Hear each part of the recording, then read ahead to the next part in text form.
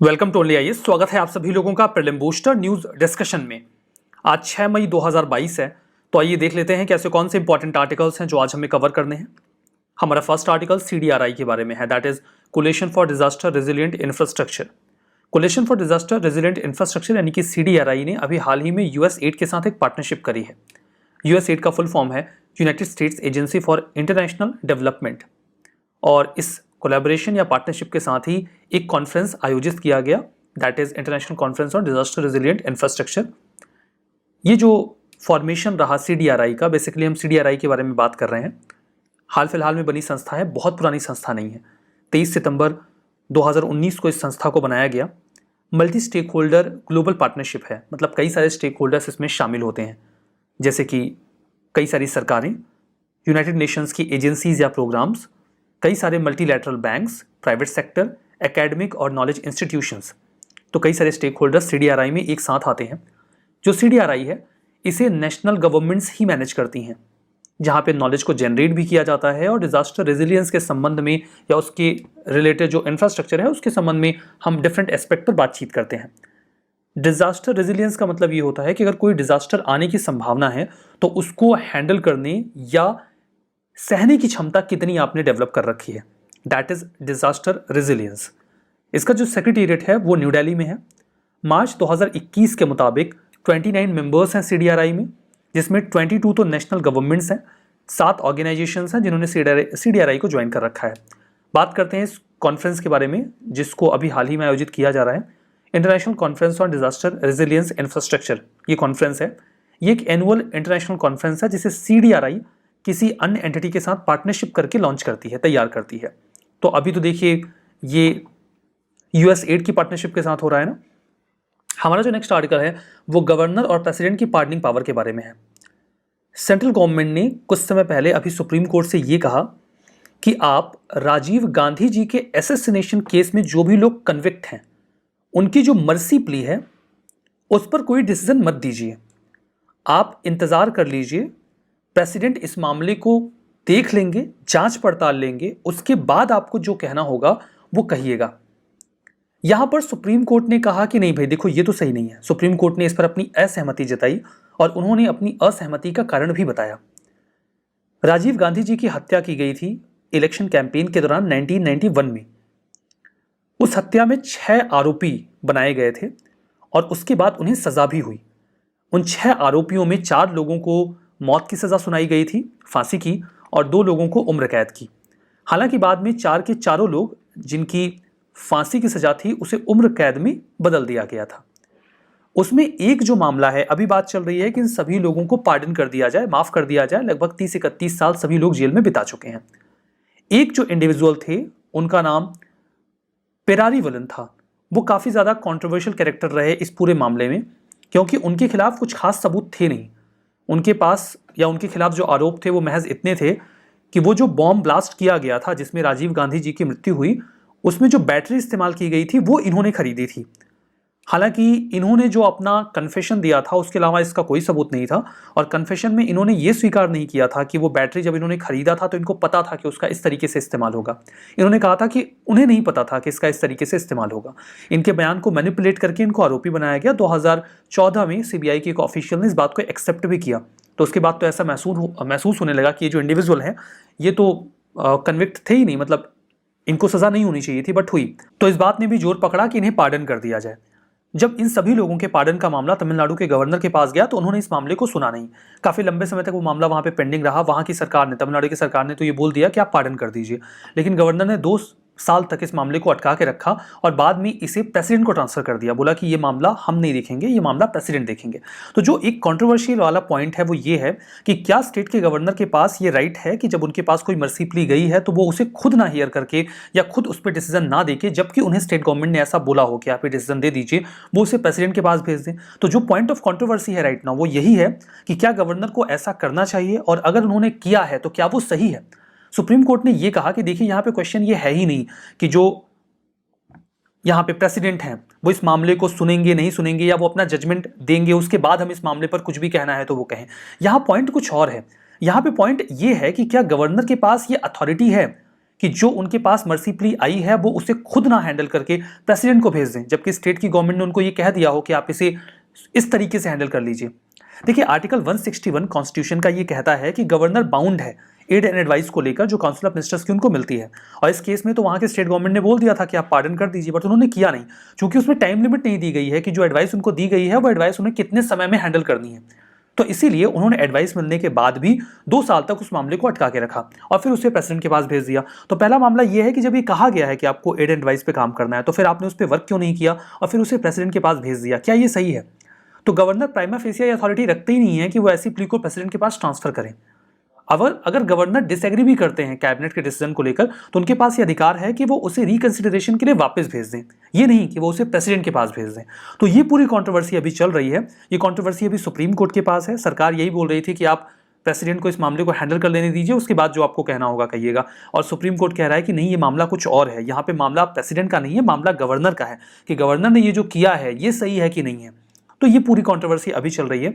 हम pardoning power की बात करते हैं, जिसे आप पॉलिटी में बेसिकली पढ़ते भी हैं। इसके में ऐसा कई दफ़ा होता है कि एक व्यक्ति जिसको सज़ा मिल गई है, हो सकता है कि कुछ ऐसे एलिमेंट्स रहे हों जो मिस हो गए हों, तो हम करेक्ट कर सकें इस प्रकार के डिसीजन को, इसीलिए पार्डन के पावर दिए जाते हैं प्रेसिडेंट को और गवर्नर को भी।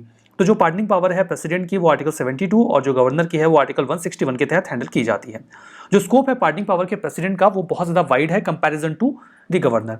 यहाँ पे 2 बेसिक डिफरेंसेस आते हैं, जैसे कि प्रेसिडेंट तीनों ही जो हमारी विंग्स हैं सिक्योरिटी की, एयरफोर्स, नेवी और आर्मी, उसके हेड होते हैं, तो उनके पास कोर्ट मार्शल के केसेस में भी पार्डनिंग पावर होती है, लेकिन ये अधिकार गवर्नर के पास नहीं होता। प्रेसिडेंट के पास पार्डनिंग पावर होती है in the case of death sentence, वो फांसी की सजा को भी माफ कर सकते हैं, लेकिन ये गवर्नर नहीं कर सकते। तो ये तो कुछ बेसिक बातें हो गई पार्डनिंग पावर के बारे में, और ये पूरा मामला भी आपने यहाँ पे समझ ही लिया है।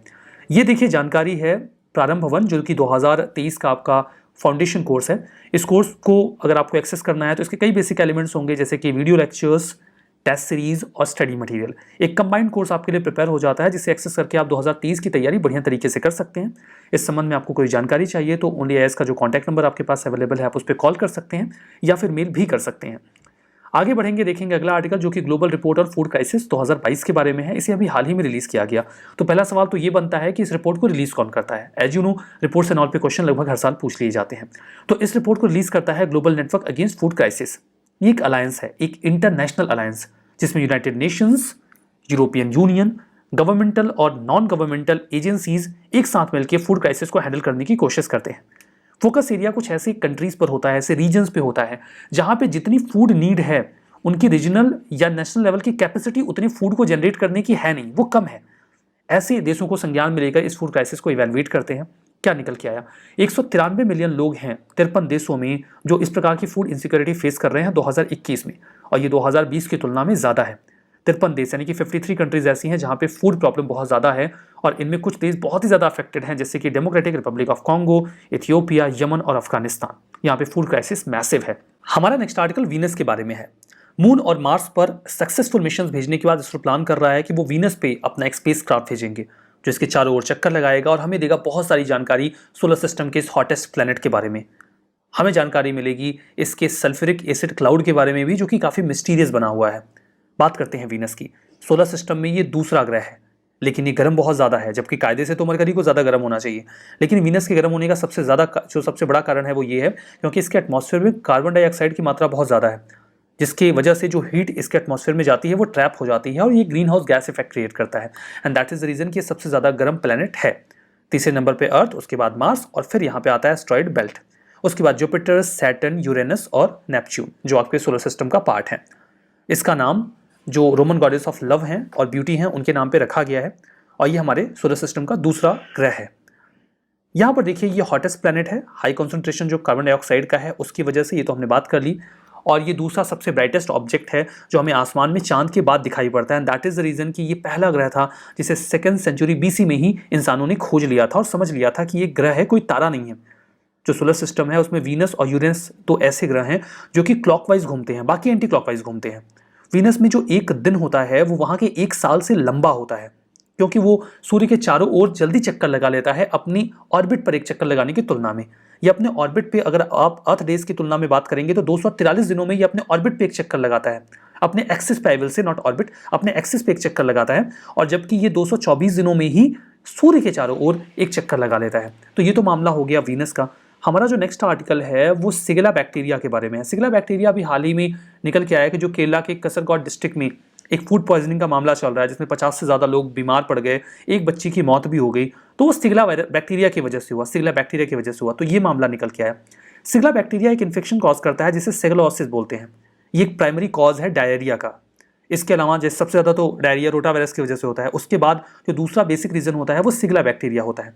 और ये तीसरा लीडिंग कॉज है बच्चों में जो 5 साल से कम उम्र के हैं उनकी मौत के लिए। Symptoms diarrhoea, fever, stomach cramps, ये सब देखने को मिलता है। ये कंटेमिनेटेड फूड अगर है या वाटर है तो पर्सन टू पर्सन कॉन्टैक्ट से भी और इससे भी फैलता है। साफ पानी नहीं है या एडिक्वेट सैनिटेशन नहीं है तो ये दिक्कत होती है। इस वायरस को बॉडी में फैलने में 1 से 4 दिन का समय लगता है। अभी तक सिगला बैक्टीरिया के संबंध में हमारे पास किसी भी प्रकार की कोई वैक्सीन नहीं अवेलेबल है। हमारा नेक्स्ट आर्टिकल हैफ्लॉन्ग हिंदी के बारे में है। देखिए अभी मामला ये चल रहा था कि सेंटर ने ये बोला कि हम नॉर्थ ईस्टर्न इंडिया में हिंदी को एक कंपलसरी सब्जेक्ट बनाएंगे, जहाँ पे कई सारे राज्य इसका विरोध कर रहे थे। इन बिटवीन मामला हैफ्लॉन्ग हिंदी का भी आया कि हैफ्लॉन्ग हिंदी किस प्रकार से अपने एग्जिस्टेंस को प्रिजर्व कर पाएगा। हैफ्लॉन्ग हिंदी एक नेटिवाइज्ड हिंदी लैंग्वेज है जो आसाम का जो एकमात्र हिल स्टेशन है दीमा हसाओ, वहाँ पर बोला जाता है। इससे पहले नॉर्थ चाचर हिल इस नाम से भी पुकारा जाता था। वहाँ पे रेलवे बनाने के लिए हिंदी भाषी लोगों को लेकर जाया गया था अंग्रेजों के द्वारा। 1899 के आसपास रेलवे का काम कंप्लीट हो रहा था, लेकिन वहाँ के जो नॉन ट्राइबल सेटलर्स थे उन्होंने आपस में कम्युनिकेट करने के लिए, चूंकि वो हिंदी का इस्तेमाल बहुत फ्रिक्वेंटली नहीं कर सकते थे, फिर भी उन्होंने कोशिश की और फाइनली हमें एक लैंग्वेज का ब्लेंड मिला जिसमें हिंदी शामिल थी लेकिन कुछ और भी एलिमेंट्स शामिल हो गए और उस लैंग्वेज को नाम दिया गया हैफ्लॉन्ग हिंदी। जो हैफ्लॉन्ग हिंदी है वहाँ पे जो दिमासा पीपल रहते हैं, जो डिस्ट्रिक्ट हेडक्वार्टर है, उसी के नाम पे इसका नाम रख दिया गया। दिमासा पीपल डोमिनेंट हैं उस पूरी रीजन में। तो जो हैफ्लॉन्ग हिंदी है वो तिब्बतो बर्मन ग्रामर का इस्तेमाल करती है, हिंदी ग्रामर का यूज़ नहीं करती। हालांकि हिंदी के कई सारे वर्ड्स इस्तेमाल होते हैं, इसमें नेपाली और बंगाली वोकैब का भी इस्तेमाल किया जाता है। इनकी अपनी जो चिन्ह है लिखने के लिए वो अलग से इस्तेमाल करते हैं जो हिंदी से डिफरेंट है। तो ये हैफ्लॉन्ग हिंदी की बात हो गई। हमारा नेक्स्ट आर्टिकल लोकपाल के बारे में है। अभी हाल ही में वर्ल्ड ट्रेड सेंटर में साउथ दिल्ली में इनको अपना एक ऑफिस मिल गया है। लोकपाल और लोकायुक्त एक्ट 2013 में आया था जिसके माध्यम से एक एंटी करप्शन ऑम्बुड्समैन तैयार किया गया सेंटर और स्टेट के लेवल पे। कॉम्पोजिशन की बात करें तो एक चेयरपर्सन और 8 मेंबर्स की बात लोकायुक्त और लोकपाल का जो पूरा एक सिस्टम है उसमें की गई है। एक्ट ये कहता है कि इनके पास अधिकार होगा अगर कोई प्रॉपर्टी करप्ट मीन से तैयार की गई है तो ये उसे कन्फिस्केट कर सकते हैं। जो स्टेट है, इवन जब किसी व्यक्ति के खिलाफ आरोप साबित ना हुआ हो तब भी वो उसकी प्रॉपर्टी को कन्फिस्केट कर सकते हैं। लोकायुक्त बनाया जाएगा 1 साल के भीतर। इस कानून के बनने के बाद ऐसा प्रावधान किया गया था, कई सारी जगहों पे बना भी दिया गया है। लोकपाल के पास अधिकार है करप्शन की किसी भी आरोप में इंक्वायरी करने का। Prime minister, minister, union government में जो अदर ऑफिशियल्स हैं, मेंबर ऑफ पार्लियामेंट, यहाँ की तक की जो यूनियन गवर्नमेंट या उनके अंडर में ABCD ग्रेड के ऑफिसर्स हैं, उन सब के खिलाफ कार्रवाई कर सकते हैं, इन्वेस्टिगेशन कर सकते हैं। जो बॉडी है वो चेयरपर्सन, मेंबर, ऑफिसर्स, बोर्ड के डायरेक्टर्स, कॉर्पोरेशन, सोसाइटी, ट्रस्ट या ऑटोनोमस बॉडी जो किसी भी पार्लियामेंट के एक्ट के माध्यम से बने उनके खिलाफ कार्रवाई करने का अधिकार रखते हैं। फर्दर कोई सोसाइटी या ट्रस्ट जो 10 लाख से ऊपर का फॉरेन कंट्रीब्यूशन लेते हैं वो भी इनके एम्बिट में आ जाते हैं। हमारा जो नेक्स्ट आर्टिकल है वो बायोल्यूमिनेसेंस जो फायरफ्लाइज के अंदर होता है उसके बारे में है। फायरफ्लाइज आप जानते हैं ना, जुगनू, आपने देखा भी होगा। एक रेयर फिनोमेना हमें देखने को मिला, फायरफ्लाइज इल्यूमिनेट फॉरेस्ट का, अनामलाई टाइगर रिजर्व में। हमें जंगल का एक पूरा हिस्सा एकदम चमकदार दिखा, तो बड़ा ब्यूटीफुल सा सिनेरियो बन गया था। इसी रेफरेंस में फायरफ्लाइज न्यूज़ में आए। तो जो फायरफ्लाइज यानी कि जुगनू होते हैं उनकी बॉडी में केमिकल रिएक्शन होता है जिसकी वजह से आपको लाइट जलती हुई दिखती है। ये जो पूरा लाइट का प्रोडक्शन होता है उनकी बॉडी में, इसे बायोल्यूमिनेसेंस कहा जाता है। बेसिकली उनकी बॉडी में जो पूरा एक केमिकल रिएक्शन होता है उसमें जो ऑक्सीजन होता है वो कैल्शियम एडिनोसाइन ट्राइफॉस्फेट यानी कि ATP के साथ कंबाइन हो जाता है। फर्दर जो केमिकल लूसीफेरिन है वो लूसीफेरस के प्रेजेंस में ऑक्सीजन के साथ मिलता है और फिर एक एंजाइम जनरेट होता है और वो जो एंजाइम होता है वही लाइट जनरेट करता है उनकी बॉडी में। जो लाइट बल्ब होता है वो लाइट के साथ साथ बहुत हीट भी जनरेट करता है, लेकिन जो जुगनू में लाइट जलती है वो कोल्ड लाइट होती है, क्योंकि अगर बल्ब की तरह उनका शरीर गर्म भी हो जाएगा लाइट के साथ तब वो बचेंगे क्या? जिंदा ही नहीं बचेंगे। फिर वो कहाँ से लाइट जलाएंगे आपके लिए कि आपको बहुत आनंद आ जाए। फर्दर जो लाइट का एमिशन होता है उसमें एनर्जी बहुत जनरेट नहीं होती है, दैट इज द रीजन कि बहुत हीट जनरेट नहीं होती। जो केमिकल रिएक्शन होता है इसे फायरफ्लाइज कंट्रोल करते हैं, इसीलिए जब ऑक्सीजन की प्रेजेंस बढ़ती है तो लाइट जलती है और जब कम हो जाती है तो बुझ जाती है। तो दैट इज द सिनेरियो जो बायोल्यूमिनेसेंस ऑफ फायरफ्लाइज में देखते हैं, वो ऐसे वर्क करता है। रिवीजन करेंगे। Coalition for disaster resilience infrastructure 23 सितंबर 2019 को बना, ये तो सही है। पार्डन कोर्ट मार्शल के केस में गवर्नर के पास पार्डन का अधिकार होता है? नहीं होता है, केवल प्रेसिडेंट के पास होता है। वीनस एंटी क्लॉकवाइज स्पिन करता है? गलत है, क्लॉकवाइज स्पिन करता है। सिगला बैक्टीरिया, ये सेकंड लीडिंग कॉज है डायरिया का, ये सही है। तो हमारा आज का सेशन यहाँ पे समाप्त होता है। उम्मीद करते हैं कि आपको इससे फायदा मिला होगा। So that's all for now, thank you very much.